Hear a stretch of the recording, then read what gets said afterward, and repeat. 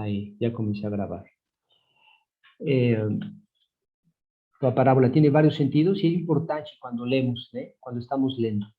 Então, temos a parábola, temos a explicação de Jesus, e esta parábola, escutem muito bem, porque nos vai dar a razão por que Jesus fala em parábolas.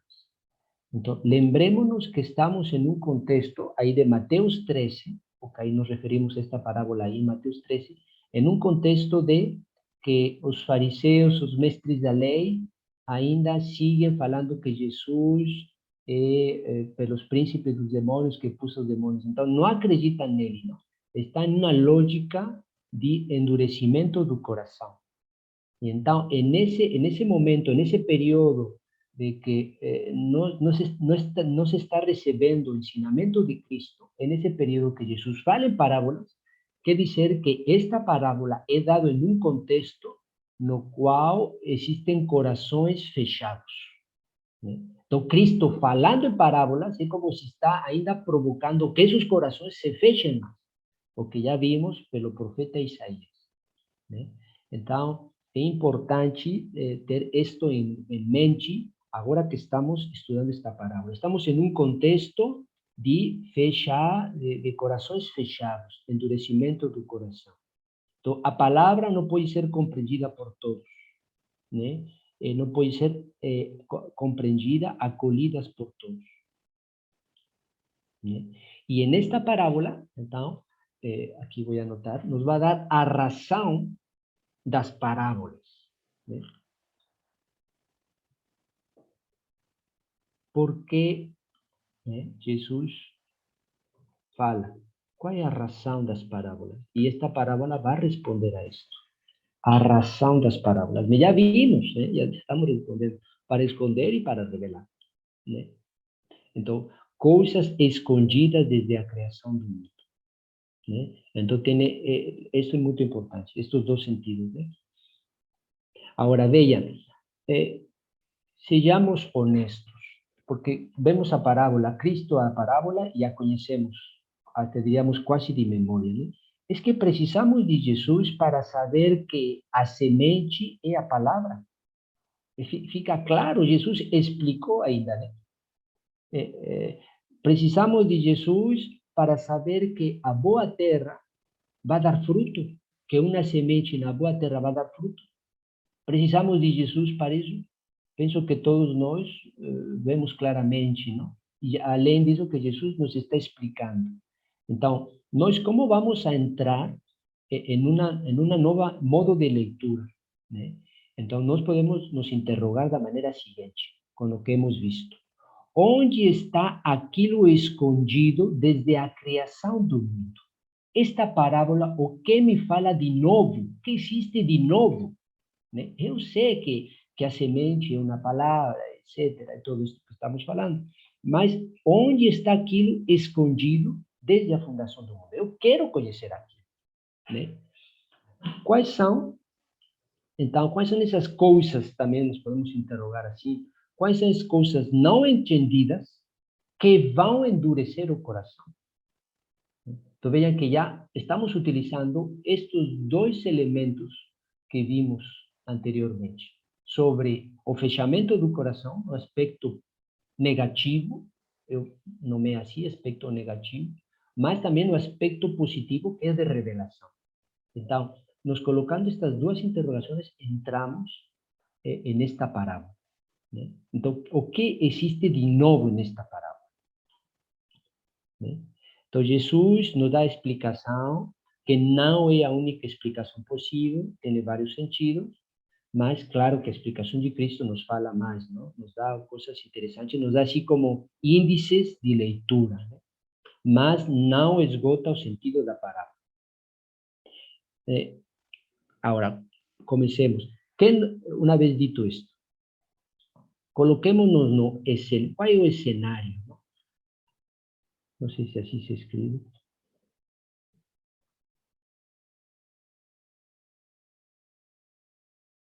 Cenário. Qual é o cenário? Na imagem, né, desta parábola.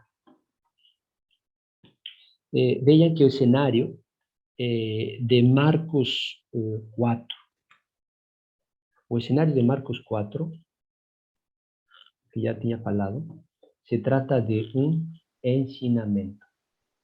Marcos não dá muito assim, e para Marcos, o ensinamento são as parábolas, né? Então, vejam que aí uma coisa é um ensinamento e outra coisa é tipo proclamar, não? Proclamar a boa nova. Aí, quando nos fala evangelho, proclamem, proclamar. Uma coisa é proclamar. Proclamar tem mais esse sentido de anunciar para levar também a uma conversão, né? E o ensinamento tem mais este lado de formar as inteligências. Formar as inteligências. Então, Marcos se coloca mais nesse sentido, né? O aspecto de ensinamento. E se é um aspecto de ensinamento, então nós em seguida nos perguntamos, pois quais são as lições, né? Qual é a lições ou lição, né, que podemos tomar desse ensinamento? Qual é a lição? Vamos aí, versículo 1 e 2, né? Versículo 1 e 2 de Mateus 13. Veja. Naquele dia, saindo Jesus de casa, sentou-se à beira do mar. Em torno dele reuniu-se uma grande multidão. Por isso entrou num barco e sentou-se, enquanto a multidão estava em pé na praia, e disse-lhe muitas coisas em parábola. A posição de se sentar é uma posição que está reservada ao mestre, né? É o mestre que ensina, né? Então, vejam aqui, Mateus e Marcos, né? Neste lado de ensinamento, aí se unem. Então, é a posição do doutor, né? A importância da sede. Em Marcos 4, mas em Mateus 13, então Marcos 4 está mais este ligado de ensinamento. Qual é o cenário de Mateus 13? Acabamos de ler.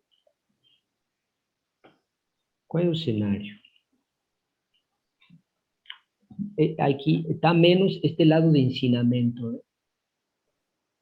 Mas vejam que aqui existe, vai repetir várias vezes o fato de, o que acabo de ler, de se sentar. Sentou-se à beira do mar e uma grande multidão, e de novo sentou-se num barco para ensinar, né?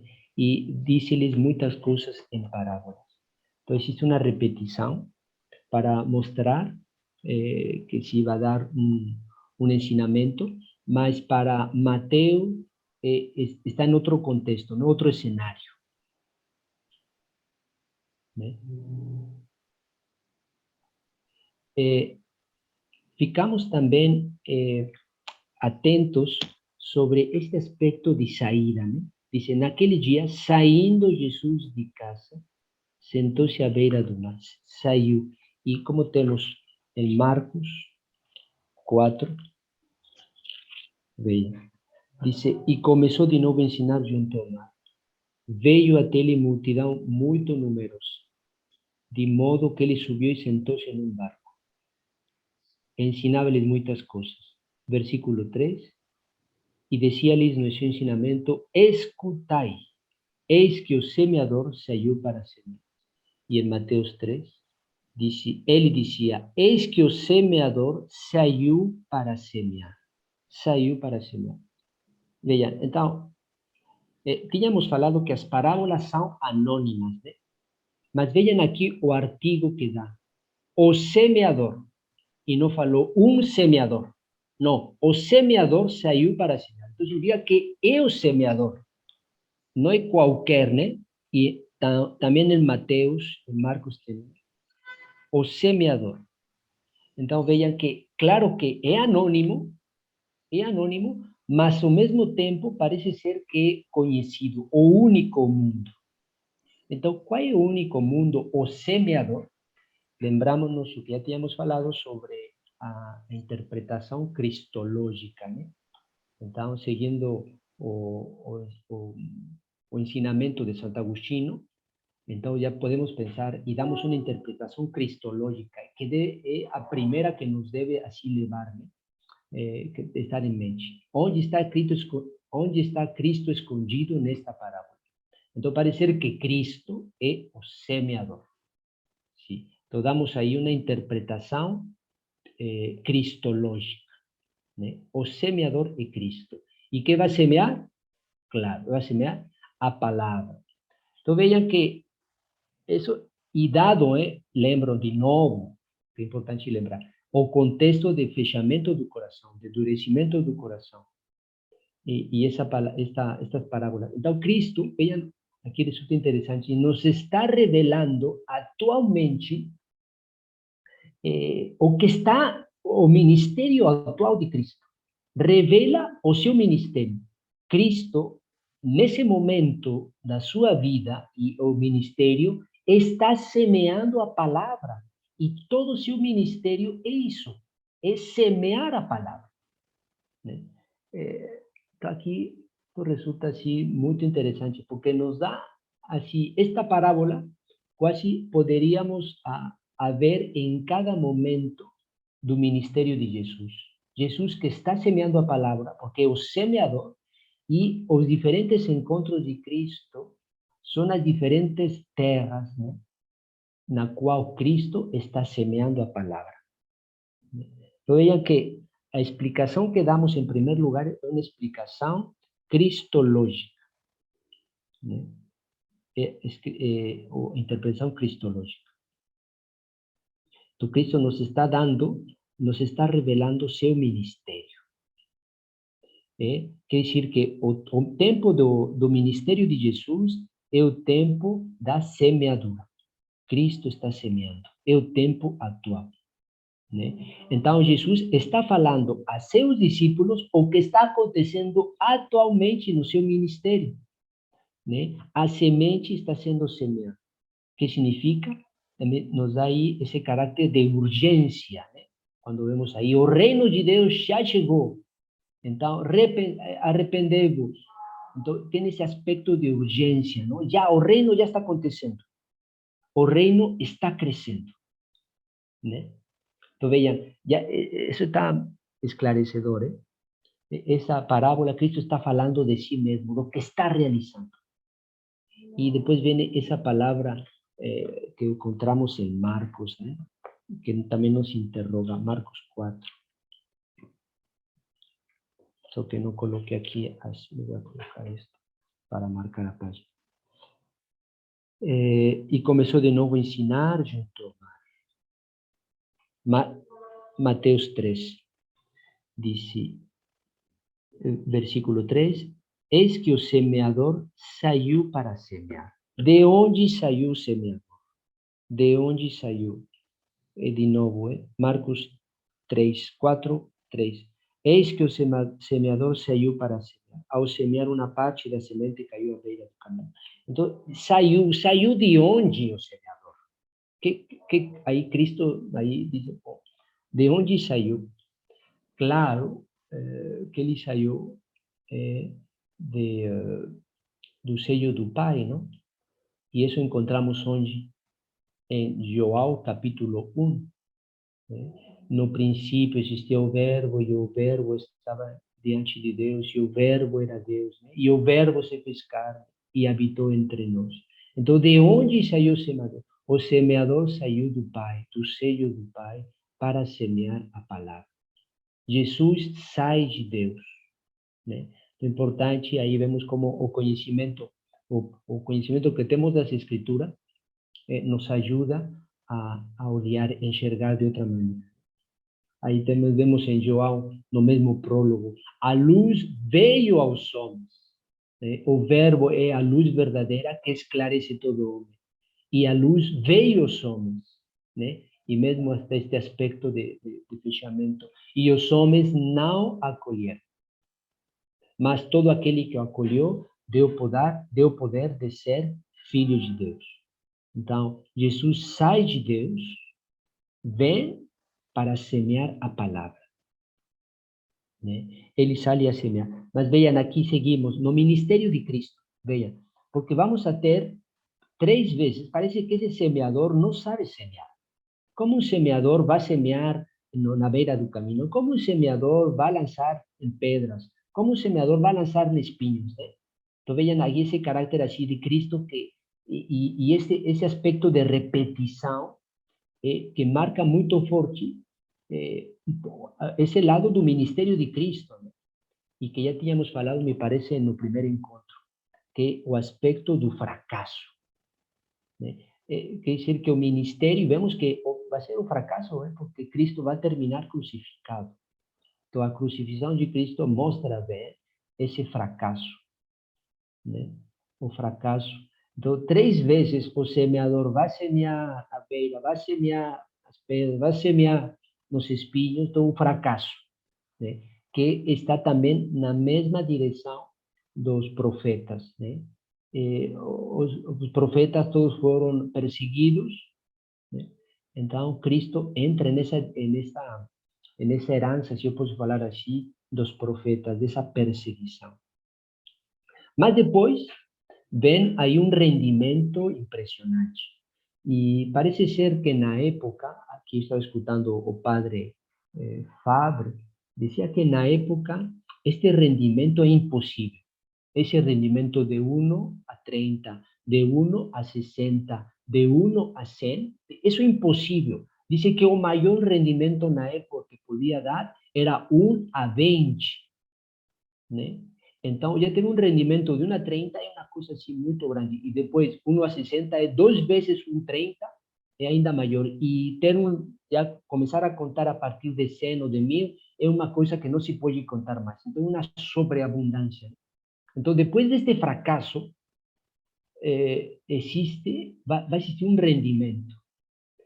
Isto também é importante compreender assim porque Jesus dá esta parábola para explicar finalmente o ministério, e também para dar coragem aos discípulos, porque para que os discípulos não fiquem desanimados, né? Não fiquem desanimados com o fracasso, porque aí os discípulos seguramente não veiam todo, não? Nosso Senhor via todo com clareza, mas já está dando essa parábola para também que não fiquem tristes e desanimados com o fracasso. A palavra de Cristo não vai ser recebida em todos os corações, né? Vai encontrar pedras, vai encontrar espinhos e vai encontrar na beira do caminho, vai se encontrar essa palavra. Então, a palavra de Cristo não vai ser recebida. E diante disso, então, a tentação, o desânimo, desesperança, né? Todo trabalho de nada certo. E Jesus fala, não, calma, porque também existe a boa terra, né? Quer dizer, existem homens que vão acolher minha palavra e o rendimento daqueles homens que estão escutando vai ser muito maior e não se compara com o fracasso das primeiras sementes, não? Nessas diferentes terras. Não se compara. Então, que nos está aí, o Senhor nos está revelando? Também nos está revelando a palavra recebida no coração desses homens, que vai dar fruto e um rendimento muito maior, que quase vai ultrapassar, ia dizer compensar, me vai ultrapassar mesmo o fracasso daquelas terras, né? Então vejam que aí já temos essa leitura que é cristológica, uma leitura cristológica sobre o ministério de Jesus. Jesus, semeando a palavra, sai do seio do Pai, e a palavra de Deus, semeada nos homens, então vai levar um fracasso, vai provocar um fechamento, se os homens vão seguir na lógica do seu pecado. Mas essa palavra vai ser recebida no coração dos homens, né? Como não pensar no Evangelho de João? Aí, quando Jesus já está entrando na última semana, está no capítulo 12, né? E diz: se o grão de trigo não morre, não dá fruto. Então, ele mesmo não se compara a esse grão que vai morrer para dar fruto em abundância. Então, o fracasso da cruz, a morte da cruz, vai dar um rendimento que vejam que seguimos nós, a igreja, mais de 2000 anos, né? E os poderes do inferno não podem derrubar minha igreja. Então, temos um rendimento, a morte de Cristo tem um rendimento de 100, então, algo em uma abundância maior que o fracasso da cruz. Então, Cristo nos está, com esta parábola, do semeador, nos está revelando o que está acontecendo nesse momento com seu ministério, né? E que não vai ser acolhido, mas, ao mesmo tempo, existem homens, sim, que vão a dar um grande rendimento, porque essa palavra vai ser guardada, né, nos corações. E isso do desânimo me parece muito importante, sobretudo aí para os evangelizadores, né? Os padres, eu penso os padres, que às vezes sim, podemos até, pode passar essa tentação, né? Porque não somos diferentes de Cristo. E eu falo aqui qualquer tipo de homem ou mulher que está bem comprometido com a evangelização. Então, sim, ver um momento dado que todo o trabalho que está fazendo é um fracasso. E já o Senhor te diz, não, calma, tá bom, sigue semeando, né? Segue, isso vai dar fruto, vai dar um bom rendimento. Então, não desanimes, né? Então, assim, também esta parábola vem assim como uma resposta à desesperança, não? O desânimo, né? Jesus está dando uma segurança a seus discípulos, ânimo, né? Então, vejam que tem um grande significado, né?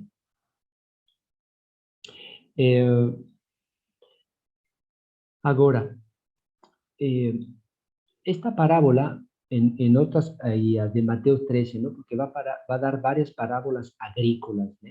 E o poder da vida, do pequeno grão, etc. Então, também é importante ler o que segue, né? Aí de Mateus 13, para completar esta parábola. Agora, mais, como o tempo avança, e eu vou deixar também aí para que você siga meditando, vejam que quando Cristo dá a interpretação da parábola, então veja que ele vai se situar o que nós sabemos, em outro tipo de interpretação. Já não vai ser a cristológica que vimos, né, no primeiro sentido, mas Cristo, explicando a parábola, vai dar uma interpretação eclesiológica e escatológica. Aí já muda muita coisa, né? Quer dizer que quando Jesus fala, explica a seus discípulos, está falando do mistério da igreja. E eclesiológica e escatológica está falando do final dos tempos, né? Escaton, discurso sobre o fim dos tempos. E sabemos que esse fim dos tempos não é o fim do mundo, não. Escatológico não é o fim do mundo, é o fim dos tempos, né? O que significa isso? O fim dos tempos começaram com a aparição de Cristo nesta terra. Já começaram os finais dos tempos aí, né? Então, Cristo, explicando, nos vai falar da igreja e nos vai falar do final dos tempos. Então, isso me interessa, não? Ou nos interessa a todos. Então, vejam, e Jesus, na explicação, aqui o padre Fábio dizia que vai ser uma explicação alegórica. O que significa uma explicação alegórica dentro desta parábola? Então, sabemos que parábola é uma linguagem de imagem, né? Assim, muito concreto, com imagem. E alegórico, nesse sentido, o padre Fábio dizia, exegético, né? Dizia que a cada termo, a cada imagem corresponde, bem, existe uma correspondência elemento por elemento, né? Então, aí, a que corresponde, Jesus vai explicar tomando cada elemento da parábola. A que corresponde a beira do caminho? A beira do caminho corresponde a isso. A que corresponde as pedras, o terreno de pedras, né? Corresponde a isso. Então, isso aí fala assim que é uma alegoria, não? Nessa linguagem de imagem. Então, a cada elemento tem uma correspondência, né? Então, quando nos encontremos assim, estamos em uma forma alegórica. Uma forma alegórica. Então, qual é o sentido eclesiológico e escatológico? Vejam, o sentido vamos com o sentido da igreja. Se Cristo, primeiro sentido cristológico, Cristo é o semeador e semeia a palavra. No sentido de eclesiológico, Cristo já não é o semeador, sino que é o que é semeado, né? Nesse sentido, é a igreja que está semeando Cristo, que é a palavra. E como a igreja está semeando? Pela pregação, pelo ensinamento, etc. Então, vejam, isso está muito bonito, né? Como no sentido cristológico, Cristo, o semeador, semeia a palavra, e no sentido eclesiológico da igreja, é a igreja que está semeando o próprio Cristo, que é a palavra, né? Aí está muito bonito esse sentido, né? Então, Jesus é semeado. E é semeado, que é semeado a palavra nos últimos tempos. En estos tempos que estamos vivendo, Cristo está sendo semeado nos corações dos homens. E aqui também temos uma grande luz, né? Porque vemos também o que aconteceu com Cristo no ministério de Cristo. Então, seguramente vai acontecer algo análogo ao que aconteceu no ministério de nosso Senhor, né? Sabemos, nesse sentido, claro, que as pessoas são como terras, né? Aí já vimos. Agora, vamos na primeira semente. A primeira semente se trata da beira do caminho. E aqui eu quero destacar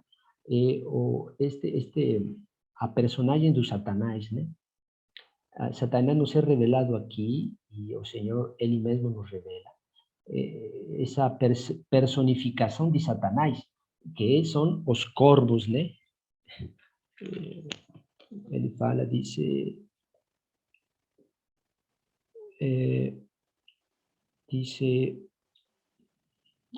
os corvos vieron, são os corvos, dice, ven o maligno, aí e o arrebata. Mas como são esses animais? As aves, bom, aqui falam de aves, aves vieram e comeram, né? Então vejam que essas aves, esses corvos, né, que é a personificação de Satanás, nos revela sobre os propósitos do inimigo de Deus, né? Então, o trabalho do inimigo vai ser que o homem não acolha esta palavra capaz de salvar o homem. Então, o demônio, aqui neste caso Satanás, esses pássaros, esses corvos, vão fazer tudo para que a palavra não penetre nos corações dos homens. Se falamos de outra maneira, o inimigo, os corvos, vão fazer todo, Satanás vai fazer todo, para que a fé não entre no coração do homem, né? E por onde entra a fé? Pela palavra, escutando a palavra. Por isso é muito importante de receber a palavra, né? De ler as escrituras, de conhecer a isso que você está fazendo, que estamos fazendo juntos, né? Estudando, meditando para compreender mais a palavra. É isto, né? E o ataque do Satanás está aí. Ele não quer que a palavra entre nos corações. Vai roubar imediatamente essa semente, que é o próprio Cristo, para que não tenham a fé, que o homem não tenha fé. Então, vem a raptar, né? Roubar. Então, esse é o trabalho de Satanás nos últimos tempos, que são estes que estamos vivendo. Os últimos tempos. Vejam, aqui podemos fazer um parênteses e fazer uma interpretação moral, né? Ou espiritual, porque vemos que também a palavra nos leva a fazer, que é a última interpretação, nos leva e nos convida a fazer esse tipo de leitura, né? Então, é como, aí, meditando, é como eu recebo a palavra, né? E o Senhor nos fala, diz, essa palavra que é recebida, imediatamente depois fica ouvida, esquecida, né? Então vejam que nos leva a uma leitura assim muito pessoal. Satanás não quer que a palavra de Deus seja ouvida, né? E nosso Senhor também em outro lugar do Evangelho de Lucas disse, Mas quando o Filho do Homem vai vir de novo, encontrará a fé sobre a terra? A fé sobre a terra, e o que fala Pedro nas suas cartas, dizendo: sua fé tem que ser provada, porque sua fé é mais preciosa que ouro puro. Então vejam que aí está, não? O trabalho do Satanás é roubar essa palavra, roubar essa semente que a igreja está semeando nos corações. Segunda revelação, não? Então, vejam, o Señor nos está revelando misterios. Primera revelación. Segunda revelación. A segunda semente que fue semeada en lugares pedregosos, onde não havia muita terra, né? Mas ao surgir o sol, queimou-se, por não ter raiz, secou. Versículo 6 do capítulo 13 de Mateus. Então, segunda revelação. Aquele que não tem raízes vai sucumbir. E em que momento? No momento da tribulação, no momento desses momentos de provações. Então, uno pode se escandalizar e cair. Então, a fé não é, o homem não persevera na fé. No primeiro obstáculo, ou já um obstáculo maior, vai se parar. Então, diz que Jesus nos está revelando que alguns cristãos, na explicação, né? Vejam. Lugares pedregosos é aquele que ouve a palavra, a recebe imediatamente com alegria, mas não tem raiz. Quando surge a tribulação ou a perseguição, por causa da palavra, logo sucumbe. Né?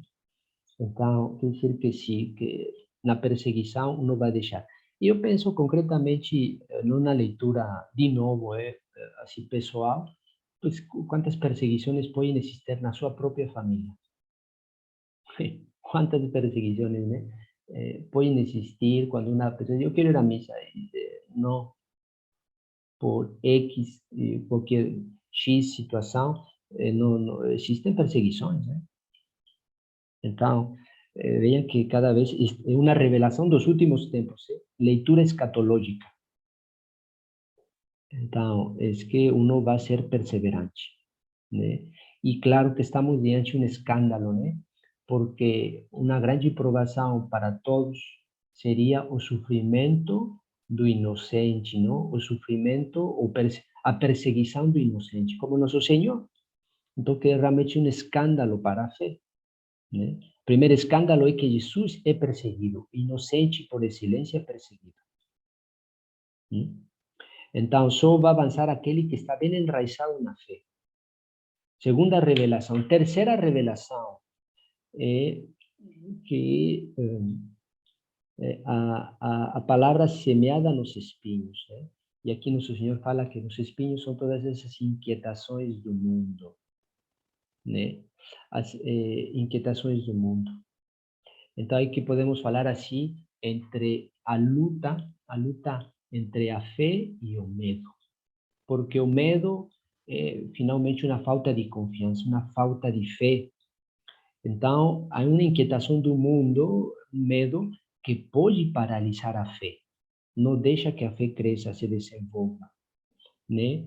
O medo de não querer riscar a vida pela fé. Né? Finalmente, toda essa agonia do mundo, as preocupações, inquietações, tudo isso, o engano das riquezas, né? Que vem essa luta entre a fé e o medo, falta de confiança, e as riquezas que colocam no engano. Então, a riqueza que nos dá essa impressão de que nossa vida está em segurança. Né? Então, a riqueza pode enganar no sentido que pensar que o homem está salvo graças às suas riquezas. Né? Então, a terceira revelação. Então, Jesus nos revela essa terra. Quarta revelação, que é a boa terra, que podemos resumir assim: a boa terra são aqueles que escutam, compreendem y dan fruto. Vamos a marcar eso, ¿no?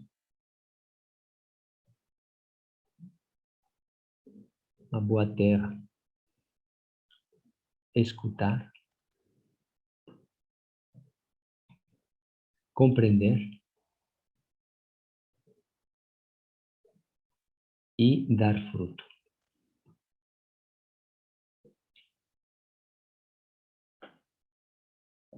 Que é a boa terra. Escutar, compreender e dar fruto.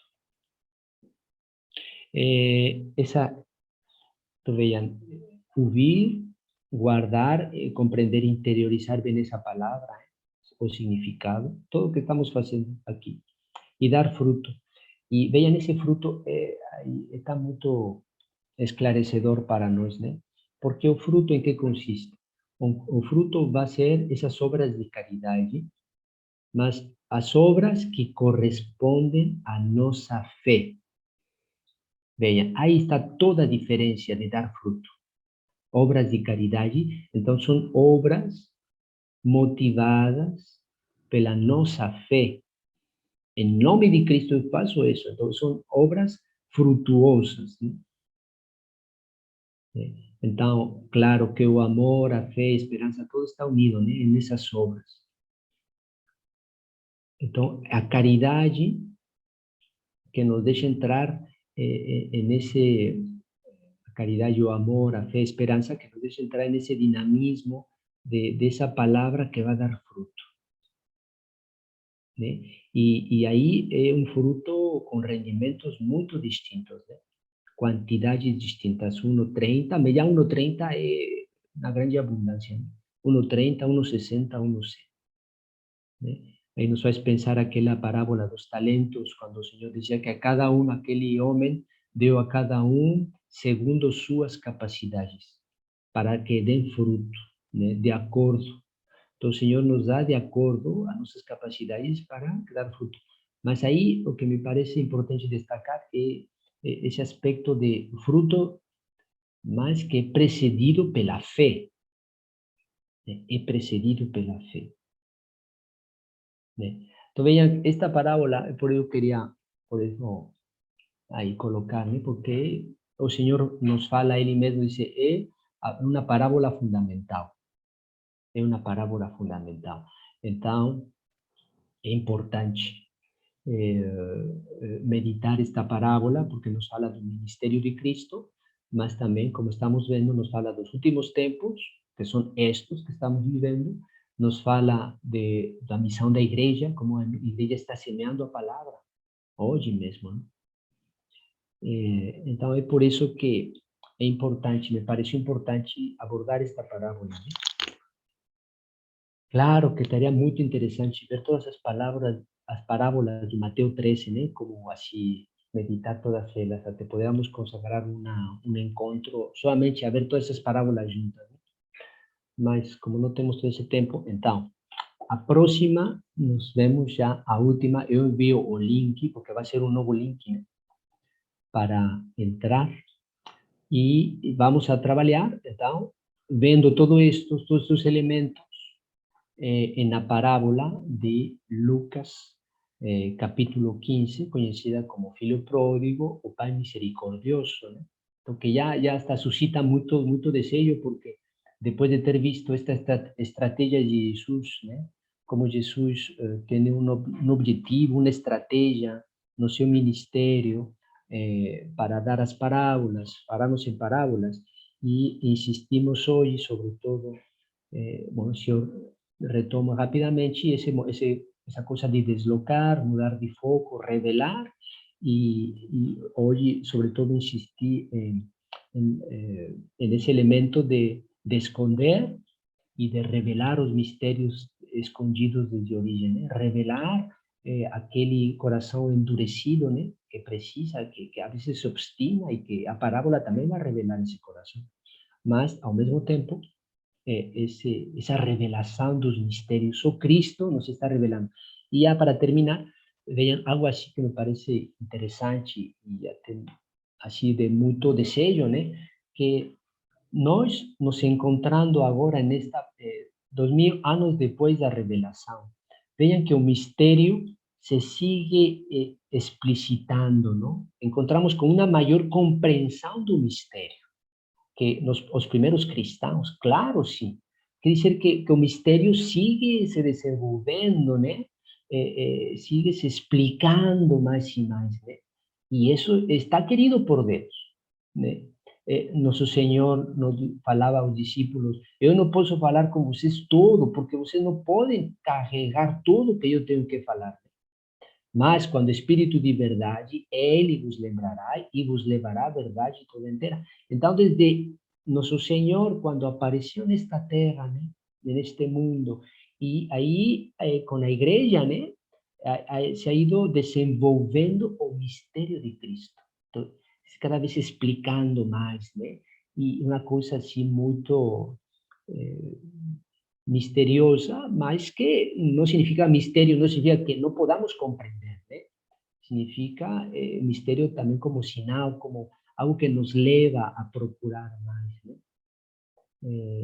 Então vejam que estamos cada vez em uma maior compreensão do mistério de nosso Senhor, né? O que nós hoje compreendemos de nosso Senhor é, claro, está mais desenvolvido que os primeiros cristãos. E as parábolas pues, nos ajudam neste aspecto.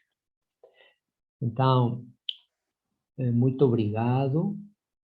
Agora eu quero